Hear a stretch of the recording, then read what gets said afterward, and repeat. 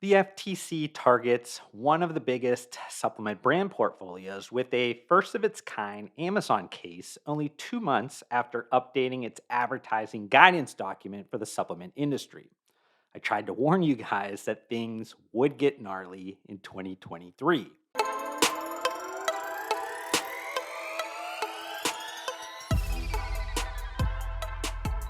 So let's jump right into the headline. On February 16th, the Federal Trade Commission, aka the FTC, took action against the Bountiful Company, the maker of Nature's Bounty dietary supplements, among other brands, with review hijacking on Amazon and using them to deceive consumers. Okay, let's start at explaining what the heck review hijacking means.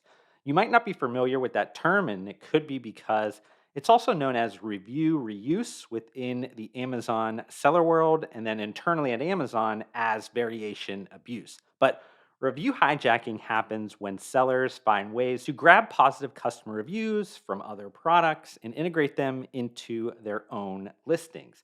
Sometimes it's Amazon sellers looking for abandoned products that were once popular, then stealing that listing and making use of the old page reviews to create a false sense of trust for their product. Other times, it's Amazon sellers merging its new products with different well established products that had product reviews, higher average ratings, and then maybe the number one bestseller or Amazon Choice badges.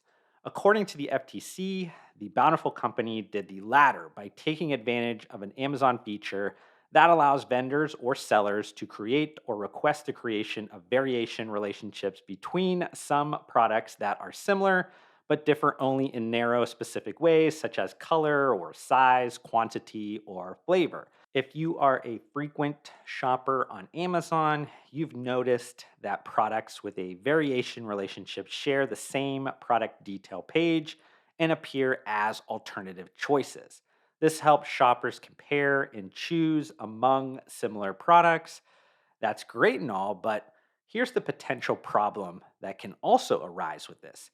In March 2020, the FTC highlighted one example where the Bountiful Company began selling two new products: Nature's Bounty Stress Comfort Mood Booster and Nature's Bounty Stress Comfort Peace of Mind Stress Relief Gummies.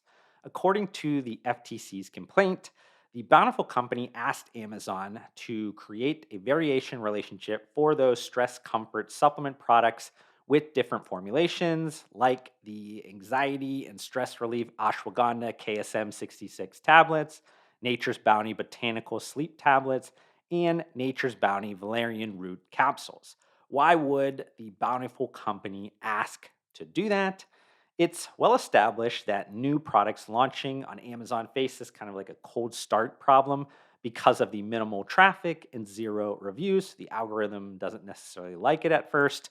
The new stress comfort products were likely dealing with that problem. The Bountiful Company internal communications uncovered by the FTC confirms this with a company email stating, "Unfortunately, people didn't love the stress comfort products, but sales spiked the second we variated the pages and they continue to grow." The FTC's complaint alleges the sales improvement in this example, and they highlight several others in the complaint, happened because the Bountiful Company manipulated product pages and deceived consumers.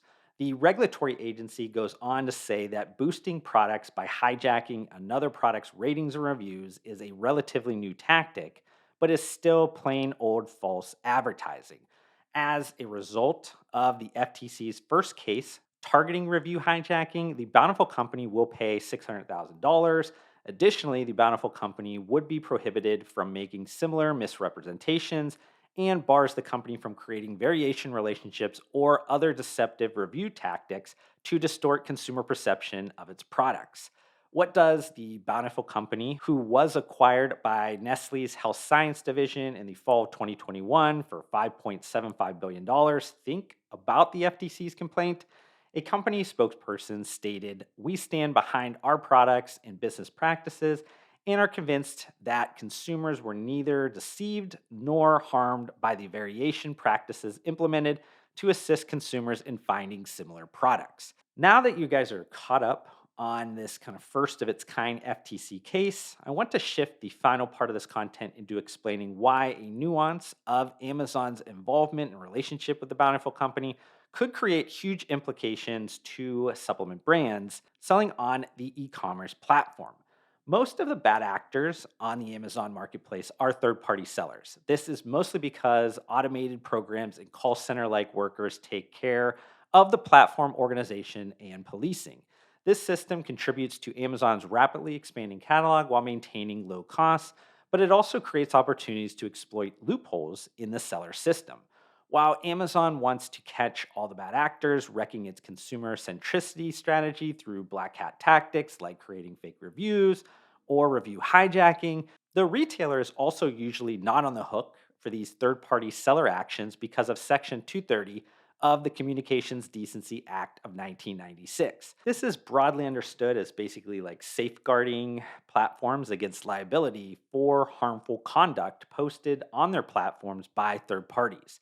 Here's the nuance, though, in the Bountiful FTC case. It's my assumption that one of the biggest supplement brand portfolios in the world would be a first party vendor and not a third party seller. If you read the entire 45-page FTC complaint, which I'll leave linked in the description, you consistently see mentions of the Bountiful Company submitting requests to Amazon. Now, even first party vendors interact with automated systems, but they also usually, and in the case of the Bountiful Company, most certainly have a dedicated vendor manager at Amazon. Now, am I saying that a physical person holding the position of vendor manager at Amazon misinterpreted variation themes in this case? No, so please don't attack me, Amazon. You guys know that I definitely love you long time, but hypothetically speaking, these variations on a technical CPG category like dietary supplements can sometimes be a bit ambiguous and subject to interpretation.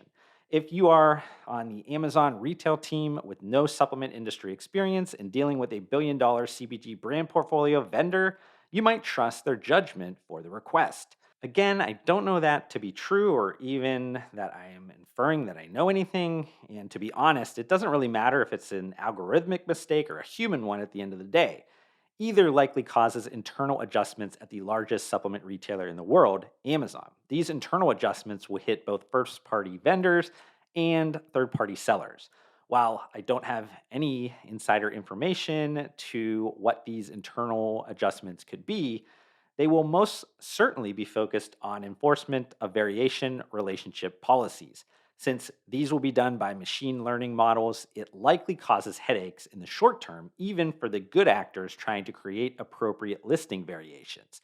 The good news is that long term, this higher detection of incorrect variations promotes a better Amazon marketplace for shoppers as well as ethical sellers. But I just want to end on some quick final thoughts. All that I can say is that when it comes to mixing Amazon, the supplement industry, and regulatory agencies' focuses, Amazon will handle everything in a way that limits risk to itself. Yes, it might sell an estimated $11 billion in supplements annually, but that doesn't matter in the grand scheme of things.